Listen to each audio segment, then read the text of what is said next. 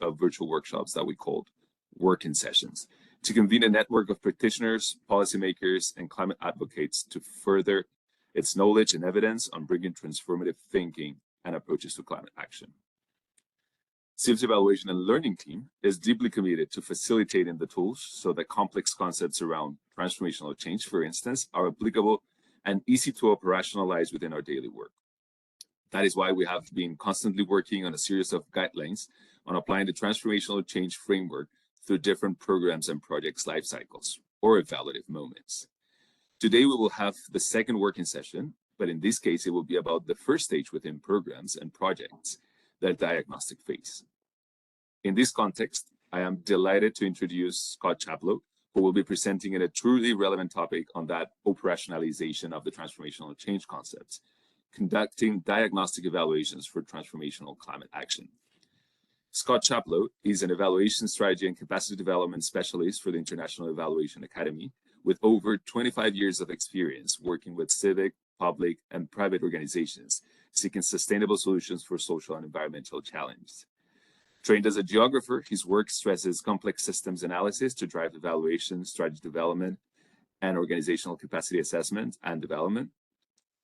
Some of his notable jobs include Director of Evidence Measurement and Evaluation for Climate Change at the Children's Investment Funds Foundation and Senior M&E Advisor with the International Federation of Red Cross and Red Crescent Societies. Scott has consulted with a variety of clients, including the Climate Investment Funds, the Adaptation Fund, and the Adrian Arsht Rockefeller Foundation Resilience Center. Without further ado, Scott, please, the floor is yours. Great, thanks. If we can move forward on the slides. And hello, everyone. I want to thank the organizers of this, Alfredo and Angela and others on the CIF and Ross strategic team. So this is generally the overview. Alfredo just did an introduction, and I will go through what we're calling a theme presentation, which is basically an overview of the guide. Then we'll have a discussion, and then it'll be followed up with a wrap-up. Next slide, please. I think everybody should be good with these technical reminders, but it's also nice to visually reinforce that. We've got Angela and Janelle and some other people that can help troubleshoot anything that might arise, and they know they're welcome to interrupt as needed to make sure things are operating smoothly. So, if there are any questions on this, people know how to raise your hand, mute your mics, and be respectful to allow others to express themselves once we have the free exchange. Next slide, please. All right, so this is actually a snapshot of the guide, and we're moving into the discussion of the contents of the guides right now. What I've tried to do here is make each section appear visually as big as it is in the guide. So much for data visualization, but it was just an attempt to do that. But in addition to the annexes, there are 6 sections, and it's largely based on an intuitive progression of questions from what, when, who, and how. And the bulk of the guide is the how, which we decided to separate into 2 different parts. One is generic how, and which I'll explain what that is shortly. And the other is a more applied example. Now, the reason we did that is because we discovered in drafting this guidance that a lot of diagnostic evaluation is in actuality complex systems analysis, participatory systems analysis. And we could write a guide just on that, and there are guides on it ranging between 30 to 120 pages or even more. There are books on it. So we had to approach it in a way where we felt we teased out some of the generic key points in section 5, and we didn't want to dictate one approach, because one of the underlying approaches to complex systems analysis is that you adapt to your context. And depending on the size, scale, and scope of the intervention that might be doing a diagnostic evaluation, it would be inadvisable to say, look, approach it this one way. Hence, we have section 6, which is an illustrative example. The initial intention was to keep the guide under 15 pages, but for the reasons I just explained, we felt that this guide will go a little bit longer than some of the other guides that we have planned, which I'll introduce shortly. Okay, next slide, please. As I go through this, what you might want to do, if you have questions, you can just take note of them because it will be a more open session as I introduce later for questions. There we go. So the purpose of this guide is to provide a practical support for planning, implementing, and using a diagnostic evaluation for transformational climate action. That's an important thing to keep in mind. It's not just diagnostic evaluation for any type of intervention, but one that's working in the area of transformational climate action. And I would also add that I think it would support transformational interventions in other program areas. The audience is, so if you can click again, I think we have a circle that's going to go around this. There we go. And so this is actually part of other guidance that is being developed as part of this initiative with SIF to have a series of guidance documents to support evaluation for transformational climate action. There's also going to be a design evaluation, implementation evaluation, impact evaluation, and synthesis evaluation. So this is actually one of the first ones that we've drafted. It's worth knowing that there is an overview guide of all of these that we've drafted as well, but we're going to unveil that at the right time because there's a learning process in drafting each of these individual guides, and we don't want to introduce the introductory guide until we've had the learning from drafting some of the individual guides. The audience are stakeholders engaged in assessment and design of SIF investment plans, projects, programs, and climate interventions. That's a primary audience. It's important to keep in mind, this is not necessarily just the evaluators, but the people who are involved in designing these interventions. And the secondary audience is outside of SIF, inside TCLP and the wider finance community and development community. And a key message that we highlight in the introduction and will be throughout the guide is the transformational potential of an intervention's design and impact hinges on the robust systems diagnostics at the outstart and throughout the program cycle. Next slide, please. So what is diagnostic evaluation?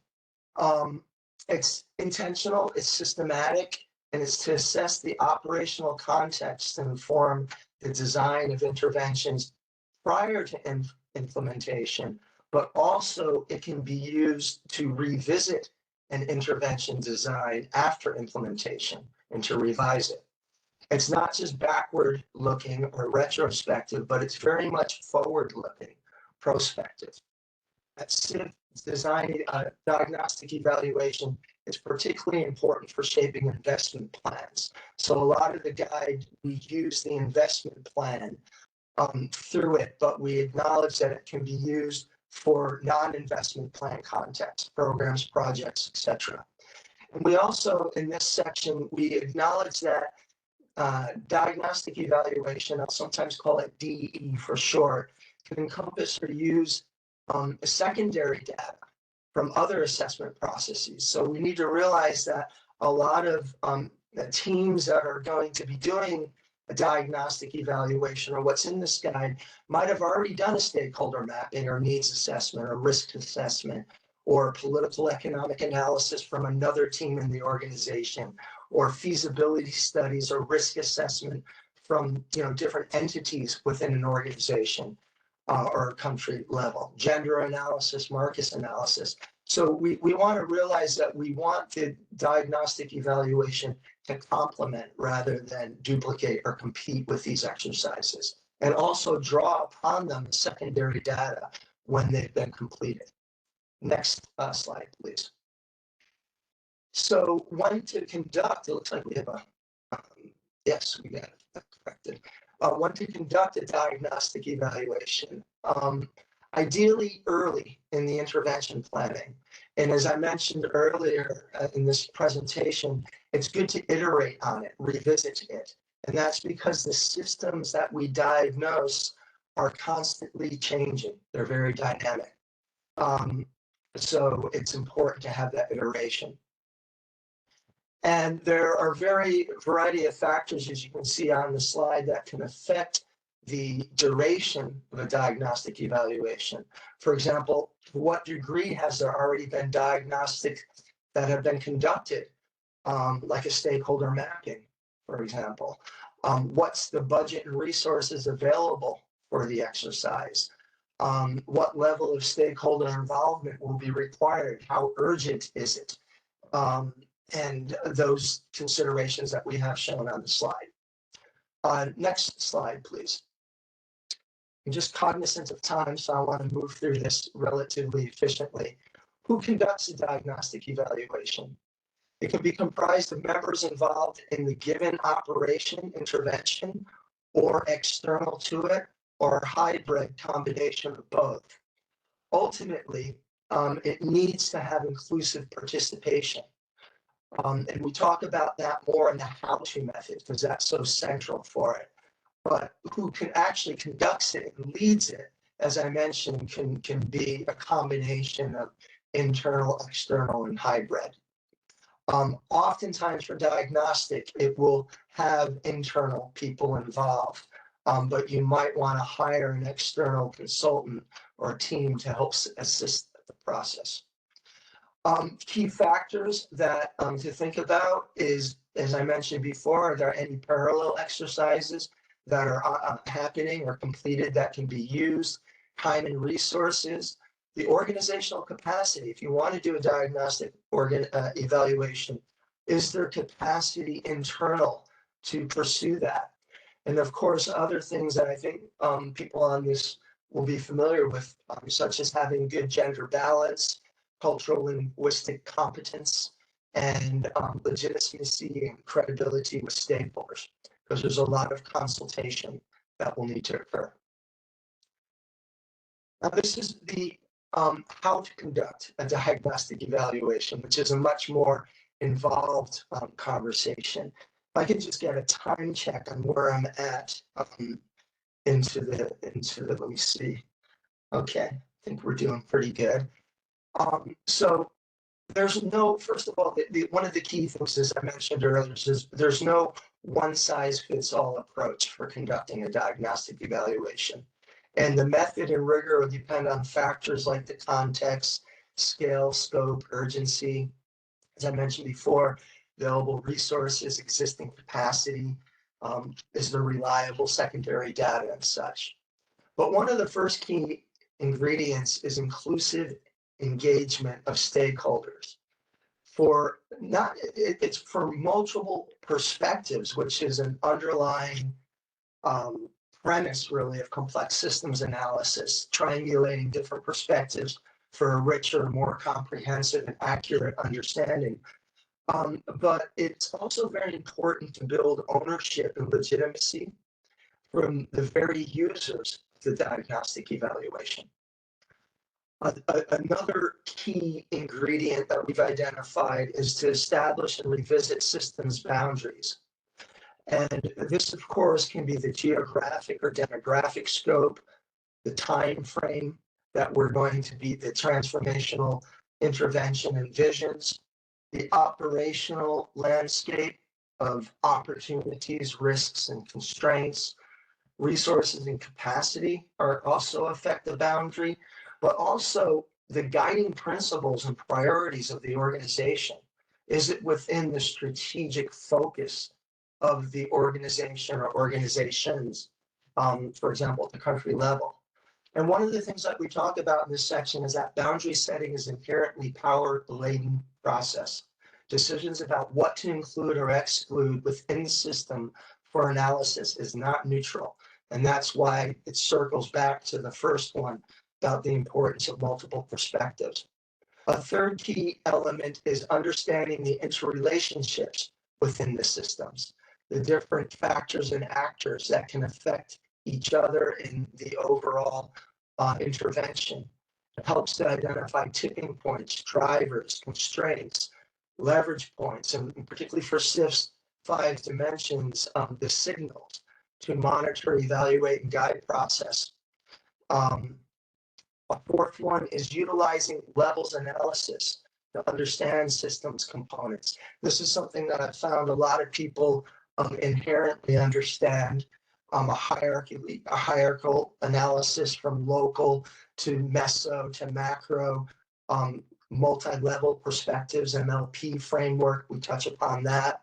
We do a lot of signposting in the guide, so we acknowledge that we're not going to be able to write the definitive thesis on each of the topic, but hyperlinks linking to other sources. Fifth, we incorporate futures thinking into systems analysis. This is something that's really important for the guide, and it involves exploring alternative futures to identify emerging trends, uncertainties. To a large degree, the theory of change, the desired outcome, is one future scenario. And when you compare that with other potential scenarios, it helps refine signal identification to identify and pinpoint key trends, potential levers to kind of interrogate your assumptions. So it's very important, the futures analysis part. And then the sixth thing is to employ multiple methods. And we purposely avoided mixed methods, because mixed methods technically conveys combining quantitative and qualitative methods, whereas multiple methods is not quite as prescriptive, but more generally refers to the importance of more than one method, whether it's quant or qual. And we originally had in this section what is now Annex 2, which is 3.5 pages of method profiles. And we landed on root cause analysis, actor mapping, and systems mapping, as well as horizon scanning, backcasting, and scenarios. The first 3 are used to analyze the current state, and the second 3 are used to analyze its future thinking, to analyze the future state. And the identification of these 6 methods, the profile, actually emerged from a SIF workshop back in October of last year. And then lastly, there's a call out box on data science and AI, which can be and is a book. Many books have been written about this, but the ability to do diagnostic evaluation, as most things are in the field of evaluation and international development, is going to be radically impacted, and already has been impacted, by the uptake of data science and AI. So we've got a call out box acknowledging that, signposting a couple of resources, and we felt it was important to include that. Sixthly, the sixth section is the section I mentioned that kind of teases out a more concrete example.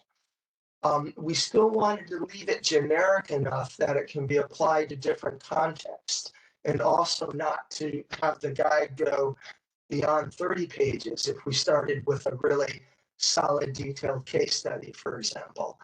But there are 9 steps, as you can see in the slide. I'm going to take you through some of them.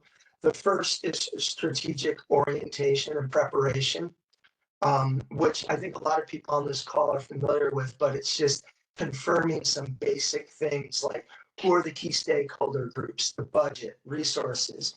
In a way, it's not an evaluability study, but it's looking at, are we in compliance with policy or laws, other logistical considerations, what's the existing secondary data, a lot of things like that. The second step is clarifying the key principles, priorities, and capacities of the given immediate stakeholders. For example, let's say at a country office level, that would be the country and the multilateral development bank and any other CIF and any other key stakeholders, the broader goals, values, and realities of these stakeholders. The third element is to define a transformational vision and identify the initial systems boundaries. What is the envisioned transformational change?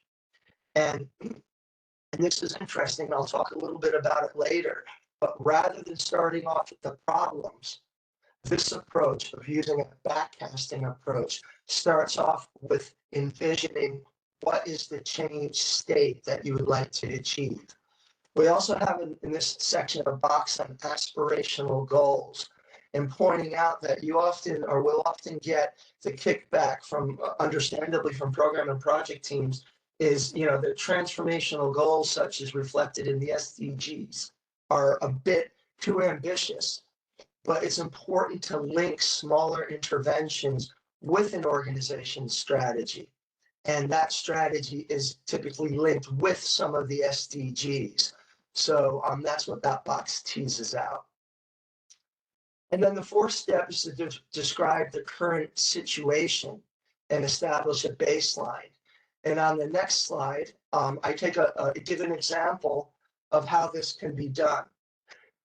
And this is a more formal approach to establish the initial state of a targeted system, providing a benchmark to assess transformational change during and after implementation using a rubrics framework. And there's a generic example in each of the definitions of the rubrics are written kind of loosely so they can be adapted. Even what they're labeled, pre-emergence, emergence, acceleration, and stabilization can be changed. But those who are familiar with a lot of the literature, they're the common ones that are often used. And the vision is, in doing this, it helps to make transparent and clear to people involved where they assess the current area of transformation that they want to achieve is at in the system that they're working. That can serve as a baseline and then benchmark to work with moving forward. The key thing about this, without getting into too much detail, is these rubrics should be co-created with the stakeholders, which circles back to that first important point about the importance of participatory stakeholder engagement. It shouldn't be cooked up by a consultant in an office. So each rubric can vary and should vary according to the context. The next slide, please. Moving down to the step 5, the backcast to identify preferred pathways of action. This responds to the question, what needs to be in place or happen to achieve the desired futures? And rather than focusing on the problems, backcasting fosters innovative thinking by focusing on a preferred future and identifying the drivers for achieving the transformational vision. And this is why backcasting has had a lot of uptake in the transformational change work. In fact, I'd say backcasting and 3 horizons have been the two that in scenario playing that really float to the top in my mind. But the vision projections can be anywhere from 15 to 30 years, and they're often aligned with milestones like the 2030 agenda, if you were doing this in 2015, or the Paris Agreement's 2050 target for achieving net zero carbon emissions. But again, you would tailor that time frame for the vision according to your context. And that doesn't mean the intervention necessarily needs to be teased out for that 15 or 30 years, as you can see in this illustrative slide, but it's contributing to that ultimate vision. Next slide, please.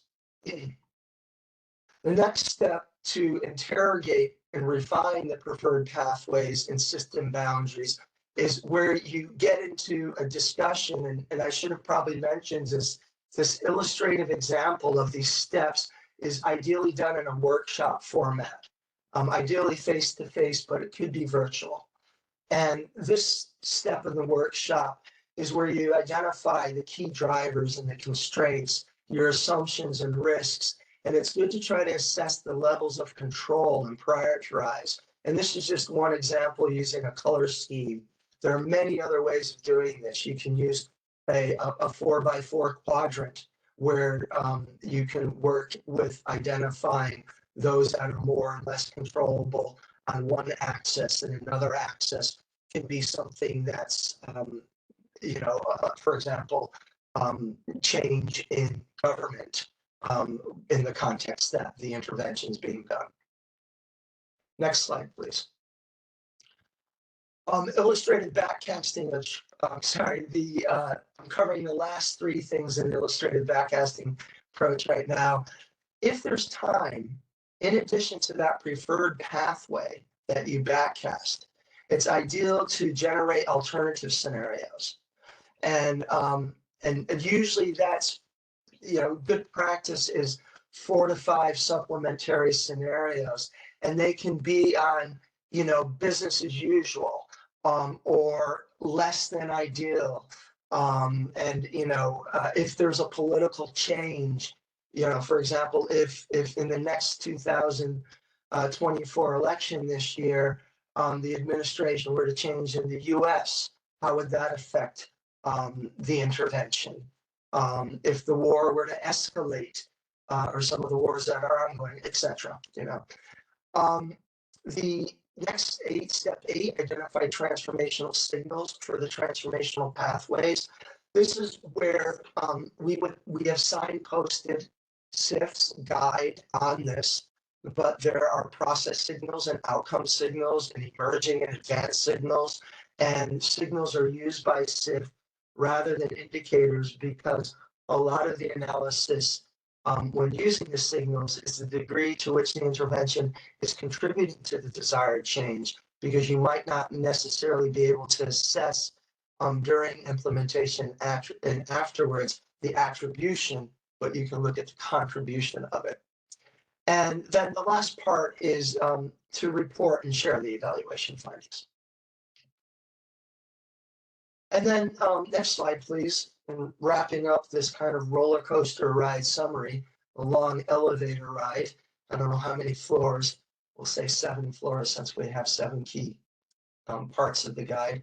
The resources. And there's been an effort made to directly reference recommended resources in the guide where appropriate, and usually always hyperlinked. But we've also cited resources as footnotes where they appear, usually hyperlinked. But we might include recommended resources at the end. For example, SIF has a great web page with a toolbox for just transition, and the resources in it are not just appropriate for just transition, but for other intervention areas as well. So that will be something that we will probably be doing in the making, and we'll welcome input on that. All right, that is the quick summary of things. We're at half the hour. Right now, we want to open this up for discussion, and we would like to get an idea from people. Are there, first off, any questions or clarifications? Do you feel the guidance is clear, usually friendly? Can people navigate through it okay? Are there any specific areas or aspects that you feel can be improved, and why? Things that need to be removed, things that you feel should be added. So let's just open this up, and I think it would probably be good. Let me see, we're at about 26 participants. I'm okay if people just unmute if they raise their hand, and they can unmute if they have anything to add. One thing that's kind of implicit is If you don't feel you're capable of providing feedback just now, because, like, for example, with myself, sometimes I like to have a more careful read and articulate my feedback in writing, we're completely open to that. And Alfredo will frame at the end of this presentation how you can provide written feedback as well.